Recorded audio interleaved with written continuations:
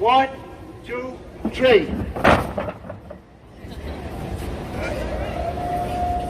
Now, how does that work out?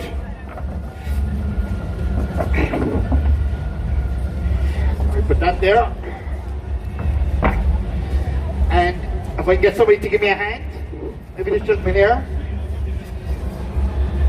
So what I have here is a master. Who will this gentleman give me a hand?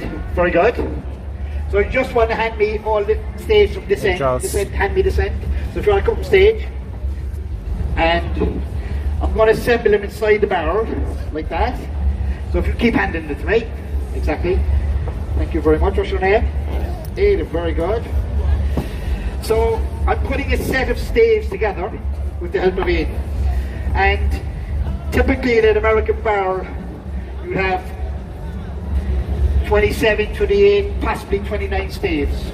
These long pieces are called staves. If I was on my own, I would just assemble them against another carved barrel and then pull them out and sell them. So how this tradition started was that when a wine barrel was empty in ancient Rome, say in England, what the Romans discovered was, if we, thank you, you can't smell the whiskey off it, to ship the barrel back from, say, England back to Rome, they discovered by dismantling the barrel like this. Thank you, Aidan. Thank you very much for your help.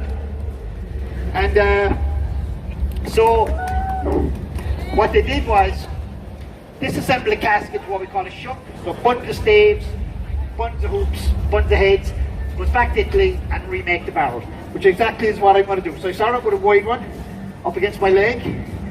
I then go with a narrow one. So I'm trying to make a circle. So I want to get even pieces around. If I put all the wide ones on one side, I'll end up with an egg-shaped barrel, and I'll never get the lid in. So I want to try and be careful how I assemble it, that I can get as many wide ones as I can. And then we'll go with this wide one here. So when I started in making barrels with my dad 47 years ago, I would do 5 of these starting at 9 AM, and by 10 I'd have 5 done. Now you had to mark your work so that if you got a leak or something happened to it, they could trace it back to me. So you could work as fast as you like, but you still had to do quality work. So that's what I'm doing. I'm reassembling the cask.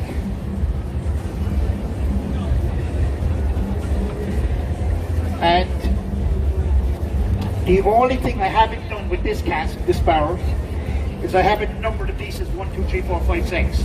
So it goes back exactly the same way it came apart. But if I was making a brand new barrel, this is how I would assemble the whole thing. By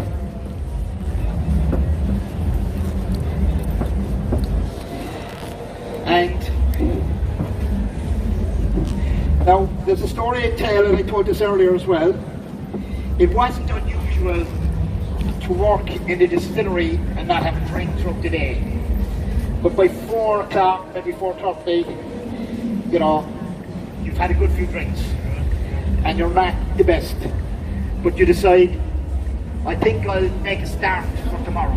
I'll stand one up. And as my dad used to say, that guy is well away with the fairies, he's well drunk. So the last couple come from the outside. If I'm not careful here now and I lift the hook too much, the whole thing will come down again, and we don't want that on video. But the last one from the outside. And that Cooper, who's had a few drinks, is not paying attention, and his cask starts to go a bit diagonal. So anytime you saw a diagonal cask in a warehouse, you call it a drunken barrel. So, because the guy who made it was as drunk as the Lord when he made it. So we'll keep it straight, give it a shake, try and straighten it. I need to get that groove perfectly straight. So I'm going to throw back on my hoops. Like that.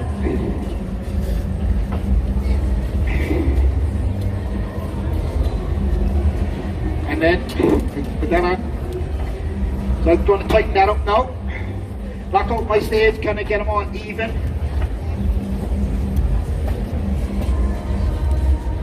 And then snap the tight.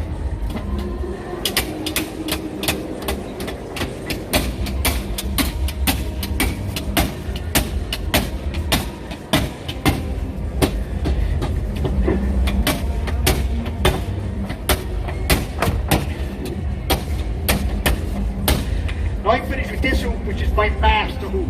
That's the size that gives me the size of my barrel. That's only for making barrels. But when it's tight and level with the top of the barrel, that's my size. We keep that back here. And tighten it up a bit more.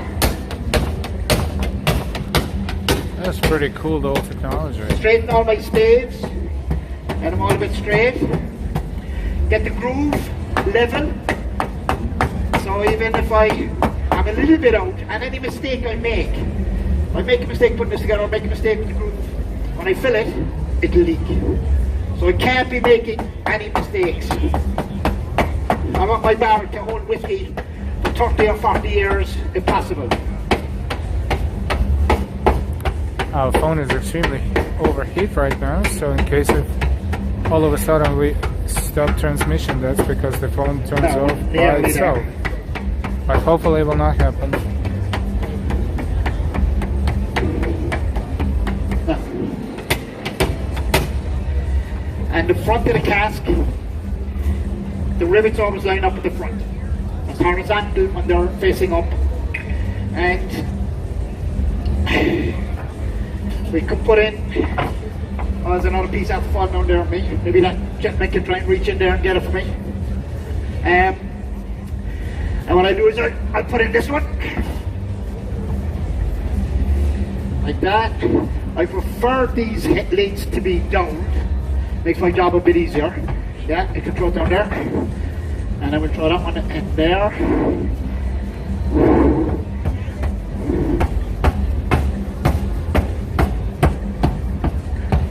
No, not too bad. Tighten it up a little bit.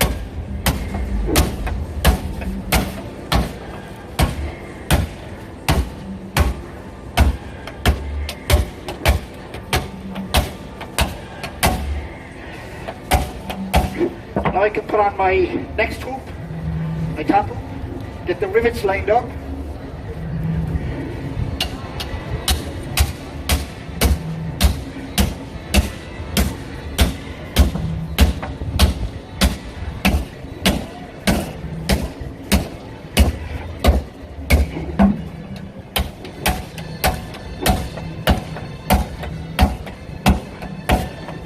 Now, that's nearly done. Turn up the other way. Put on my next hoop.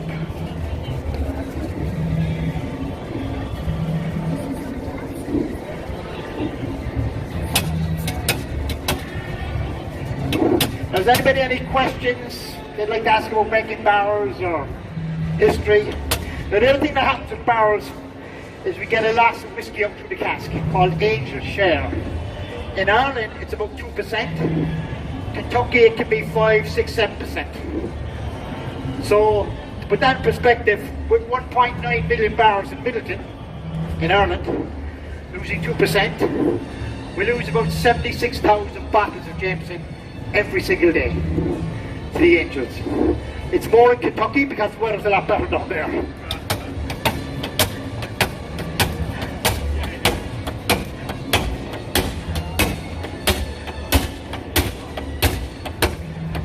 I want to get my stave straight again.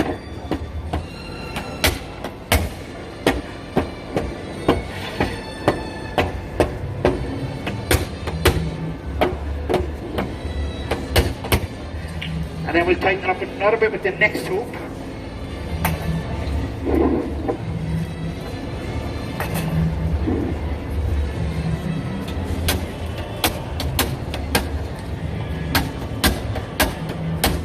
Now, the other thing that's important as well is the lines of the head are to face up with the front of the barrel. the direction of the grain is this way. So when the barrel is lying horizontal and the grain is coming from floor to ceiling, it can take the weight of the next barrel on top. So it's important to get the grain and the lid running the right direction.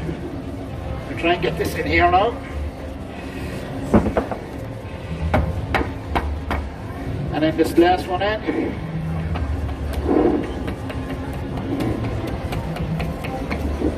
Oh, it's not too bad.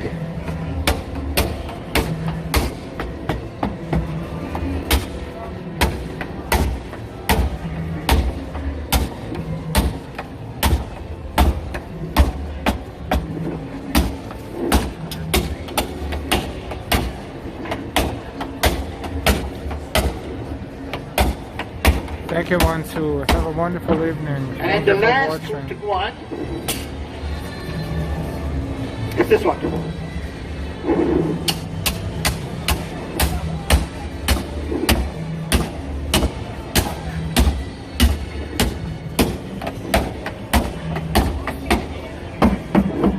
Now we're back to square one. So thank you for watching. Make inquiries here about doing the visitor centre tour. We learn all about the craft of making whiskey and the effect of wood and everything else. And please have a Jameson later on. Thank you.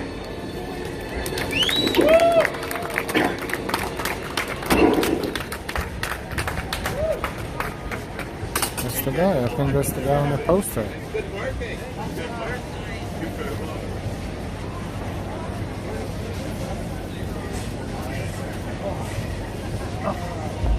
Good one, my man.